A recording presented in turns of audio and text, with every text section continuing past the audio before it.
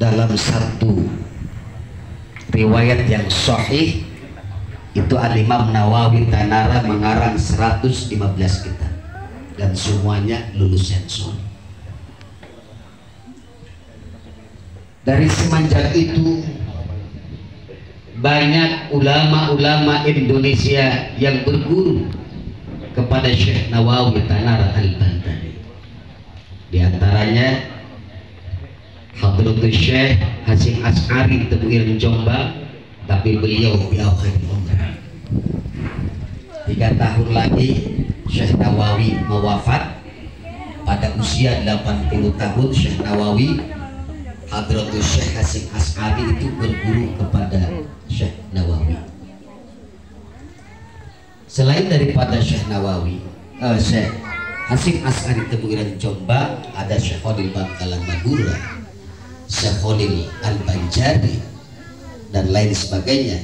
Kemudian dari pendiri Muhammadiyah Kiai Haji Ahmad Dahlan. Nah, kalau Kiai Haji Ahmad Dahlan itu lebih dulu daripada Hadratus Syekh Hasyim Asy'ari Tebuireng Jombang. Kemudian setelah wafatnya Syekhul Imam Nawawi Tanara yang merupakan ruhnya organisasi terbesar di dunia dan akhirat. Kalau di dunia besar pasti akhiratnya besar, Pak. Nahdlatul Ulama ini merupakan organisasi terbesar di dunia. Saya pernah ikut silaturahim Nahdlatul Ulama sedunia di Makkahul Mukarramah pada tahun 2018. Kemudian organisasi terbesar selain daripada Nahdlatul Ulama adalah Muhammadiyah. Jadi NU dengan Muhammadiyah itu sebenarnya satu sanad dari Syekh Nawawi dan Syekh Soleh Darat. Makanya bedanya NU dengan Muhammadiyah sebenarnya tipis, Pak. Cuma beda kunut, beda selamatan. Kalau dalam bab Jumat sama, Pak. Muhammadiyah mensyaratkan syarat sahnya Jumat itu di masjid. NU juga sama. Muhammadiyah mensyaratkan sahnya Jumat itu tidak kurang dari 40 orang. Kamilin. NU juga sama. Muhammadiyah mensyaratkan syarat sahnya Jumat tidak boleh satu kampung itu ada 2 masjid kecuali jamaahnya luber. Satu daerah itu nggak boleh 2 masjid kecuali jamaahnya luber, maksudnya tidak ketampung, boleh mendirikan masjid lagi. NU juga sama. Maka yang sholatnya tidak di masjid, sholat Jumatnya di jalan, di Monas, itu bukan NU dan bukan Muhammadiyah. Di sini perbedaannya. Karena NU tidak menganggap sah itu, tidak menganggap sah. Orang NU harus sholat Jumat itu di masjid. Kemudian apalagi Muhammadiyah kalau malam Jumat, hari Jumat harus memperbanyak baca surat Al-Kahfi dan sholawat. NU juga sama. Jadi sebenarnya Muhammadiyah dengan NU itu bedanya cuma kunut dengan tidak kunut.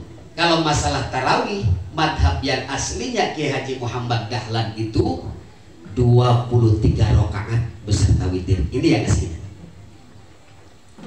Kemudian dari Muhammadiyah ini apa namanya? Berubah dari 23 menjadi 11 rakaat. Ya kayak orang NU juga ada kan, orang NU yang begitu. Yang ikut-ikutan 11 rakaat. Karena pergeseran zaman. Kemudian apa lagi bedanya? Cuma selamatan dengan tidak selamatan. Kalau orang NU kan demen riungan ya, selamatan. Maulid mengatakan, kemudian Isra wal Mi'raj. Setelah Isra wal Mi'raj ada ruahan. Biasa Isra wal Mi'raj itu disebut Rajaban. Sebentar lagi mau Ramadan ada munggah NU tuh. Betul kan? NU itu mau Ramadan, malamnya itu ada riungan, Pak, munggah. Pertengahan Ramadan ada kunutan, bikin ketupat. Setelah beres bikin ketupat tanggal 21-nya tuh riungan lagi, malam lagi. Mau lebarannya takbiran riungan lagi. Habis beres sholat Idul Fitri pun orang NU riungan. Itu bedanya tuh.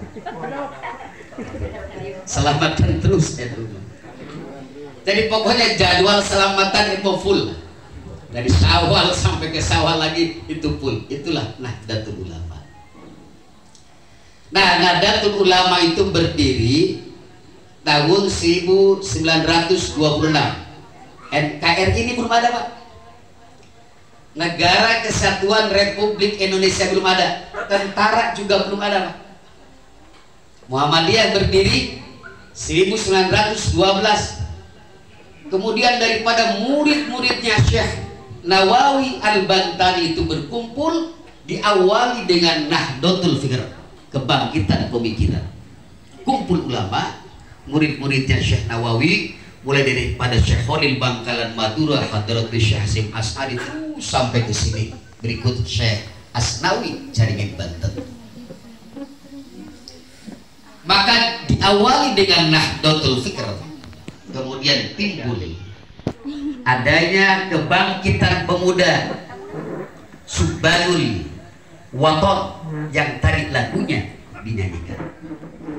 Luar biasanya dulu para santri dengan para alimin ulama, NKRI-nya belum ada, tapi mereka sudah menyanyikan Hubbul Waton minal iman, yalal waton, yalal waton.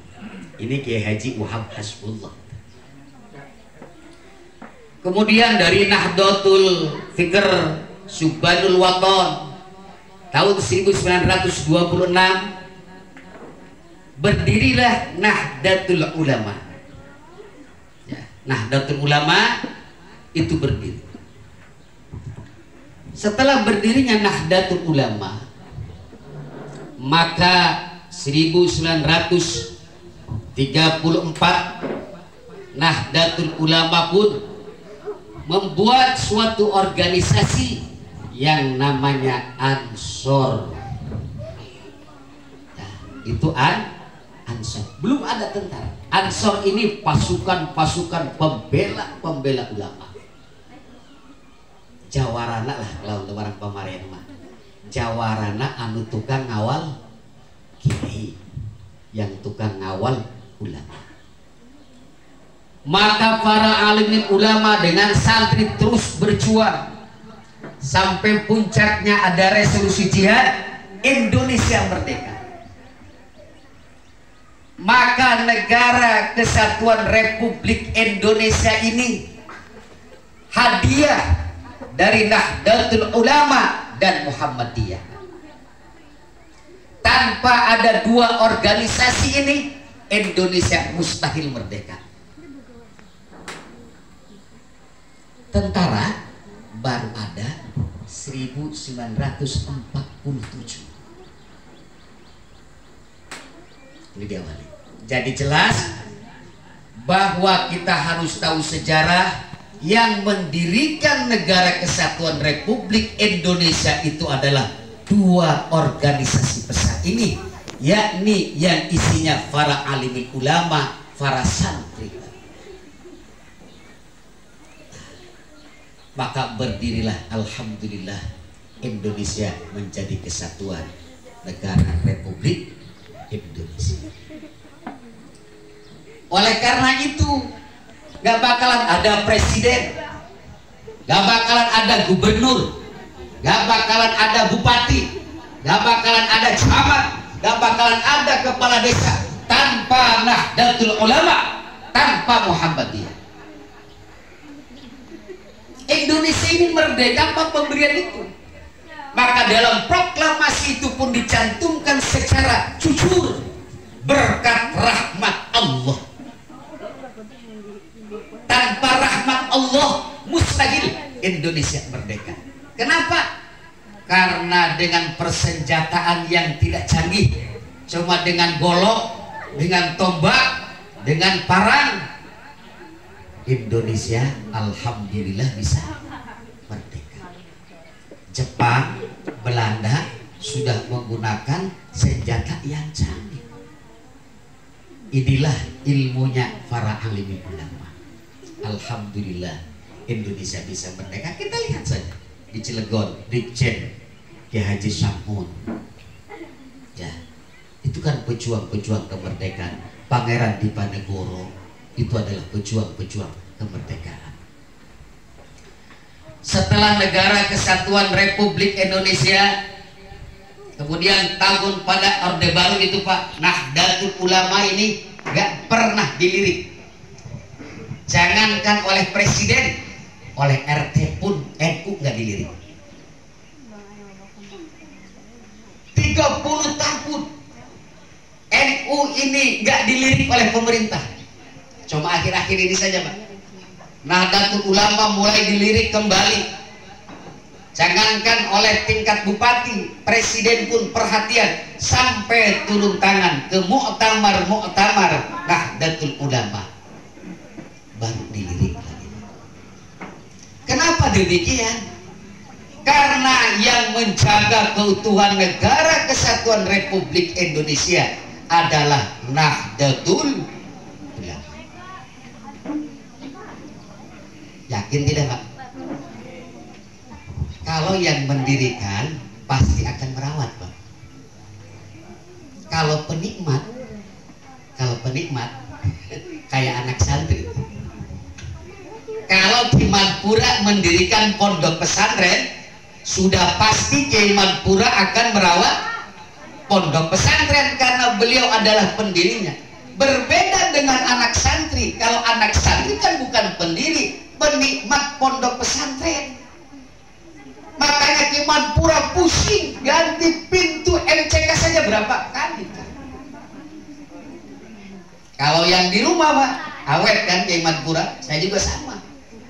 Pintu kamar mandi yang punya kita di rumah awet 10 tahun gak rusak-rusak.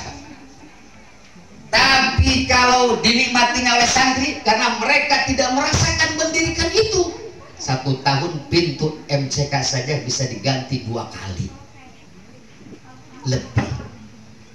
Kita lihat penikmat Pak, bagaimana enaknya Ki Madpura beli bangku, anak santri coret-coret.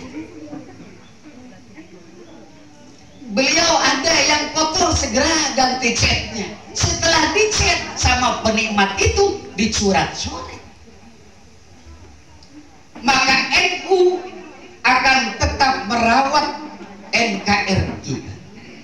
Kenapa? Karena NU adalah yang mendirikan Negara Kesatuan Republik Indonesia. Nggak pernah Nahdlatul Ulama makar, nggak pernah Nahdlatul Ulama demo, sekalipun kami tidak pernah diperhatikan.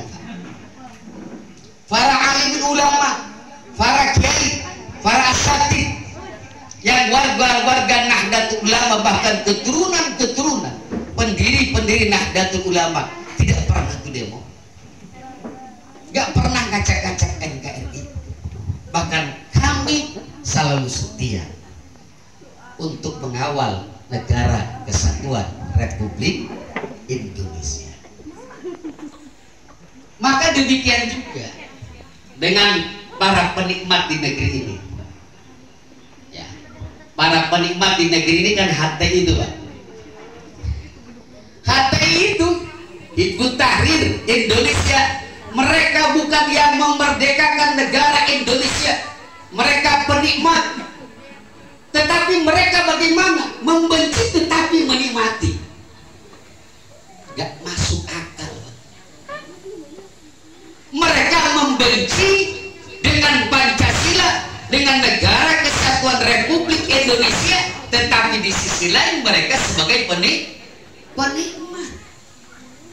Hizbut Tahrir Indonesia HTI itu datang baru Pak, dari produk gagal luar negeri, dari Hasan Al-Banna, kemudian masuk ke negara Indonesia ini dalam kitabnya As-Sahsiyah. Selamat datang kepada Mustasyar PCNU Kabupaten Serang, dan beliau juga anggota DPRD Provinsi Banten, Pak Haji Umar Batmawi. Nah itu para penikmat.